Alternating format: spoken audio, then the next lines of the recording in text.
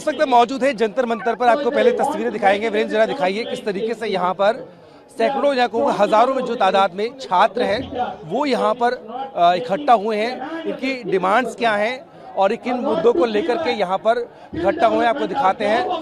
आयशी घोष जो है छात्र नेता मेरे साथ। आयशी, क्या ऐसी बातें हुई कि आपको इकट्ठा होना पड़ा?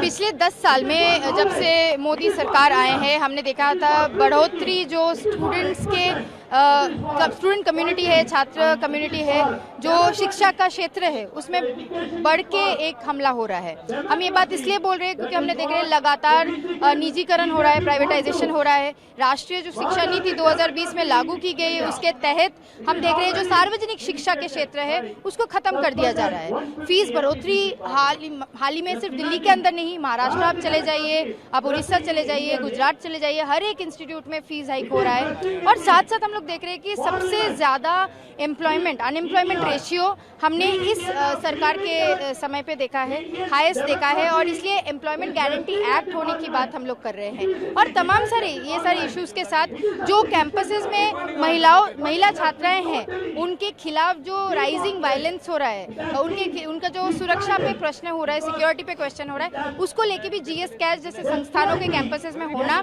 इसका मांग कर रहे हैं। साथ ही साथ स्कॉलरशिप एक बहुत बड़ा मुद्दा है। पिछले कई सालों में खास करके पैंडेमिक के बाद हमने देखा है कि किस तरीके से स्टूडेंट्स की स्कॉलरशिप को घटाया गया है, मानव जैसे स्कॉलरशिप को खत्म किया गया है, प्री मैट्रिक स्कॉलरशिप को खत्म किया गया है, महिलाओं के लिए स्कॉलरशिप्स है नहीं, यूजीसी नॉन नेट स्कॉलरशिप आज के समय में भी पिछले 10 साल में 1 रुपया भी नहीं बढ़ाया गया है। आप भी कह रहे हैं कि जो एजुकेशन पॉलिसी आई है नहीं, आप उसको आउटराइटली रिजेक्ट करते हैं, वो बेटर ऑप्शन है आपके पास?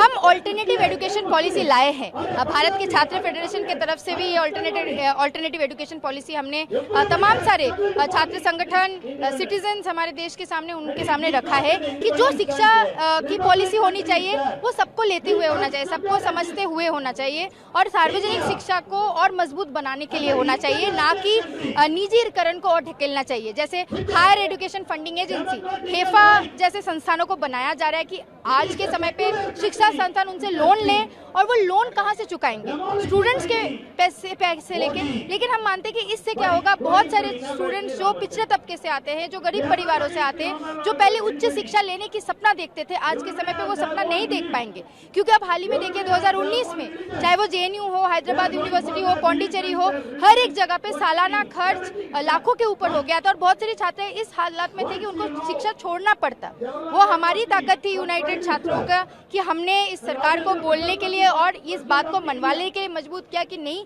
शिक्षा के क्षेत्र में आप फीस बढ़ोतरी नहीं कर सकते। तो आज भी हमारा वही मांग है कि फंड जितना मोदी सरकार ने हमें वादा किया था, जितनी नौकरी की गारंटी बोली थी कि 2 करोड़ नौकरी हर साल मिलेगा, वो सारे जुमले के जुमले रह गए और हम छात्रों को कुछ भी आज के समय पे नहीं मिल पा रहा। कोई आपने जो कहा कि अल्टरनेटिव पॉलिसी आप लेके आए, को रिप्रेजेंटेशन दिया है गवर्नमेंट को आपने? हम लोगों ने बार-बार रिप्रेजेंटेशन दिया है। 2019 में पहली बार जब नई शिक्षा नीति की ड्राफ्ट लाई गई थी उसके बाद सबसे पहले भारत के छात्र फेडरेशन एवं तमाम सारे छात्र के तरफ से, ऑर्गेनाइजेशंस की तरफ से डेलीगेशन गया था उस समय पे एजुकेशन मिनिस्टर से मिलने।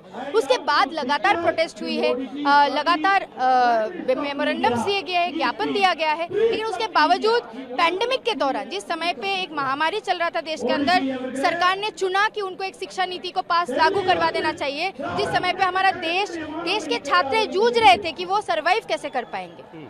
मैं देख रहा हूँ बोर्ड पे लिखा है पार्लियामेंट मार्च, तो क्या आप लोग का क्या है, यहीं पर एक प्रतीकात्मक डेमोन्स्ट्रेशन करना है या पार्लियामेंट की तरफ मार्च करेंगे? आगे क्या योजना है? देखिए अभी तो यहीं पे हम लोग अपना प्रोटेस्ट गैदरिंग कर रहे हैं, लेकिन आने वाले समय में हमला जैसे जैसे बढ़ेगा या स्टूडेंट्स के क्षेत्र में पक्ष में अगर नीतियाँ नहीं बनेगी तो हम लोग अपने राज्यों में हो, देश भर में हो, हम अपना आंदोलन करेंगे। आखिरी सवाल, जो कोर पॉलिटिशियंस हैं, इंडिया अलायंस बना है, तमाम जो गठबंधन है वो उसमें है, मैं देख रहा हूँ उन्हीं की जो स्टूडेंट विंग्स हैं वो भी साथ में आए, तो यहाँ भी अलायंस हुआ है क्या?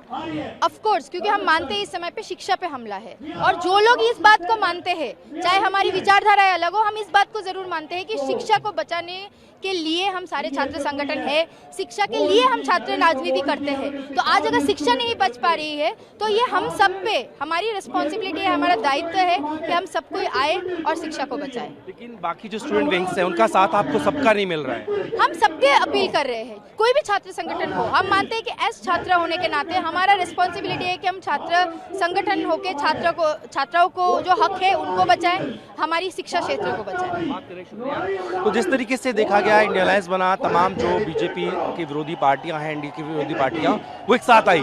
ऐसी तमाम जो स्टूडेंट विंग्स हैं वो साथ में आई और साफ तौर पर कह रहे हैं कि शिक्षा का जो पब्लिक स्ट्रक्चर है उसको नष्ट किया जा रहा है और प्राइवेट इंस्टीट्यूशंस को बढ़ावा दिया जा रहा है। इस तरह के आरोप लगाने साथ ही जो शिक्षा नीति नहीं आई है उसको भी ये छात्र पूरी तरीके से रिजेक्ट करते हैं और साफ तौर पर कह रहे हैं शिक्षा में सुधार की जरूरत है। प्रोड्यूसर मौर्य के साथ जितेंद्र भाटी।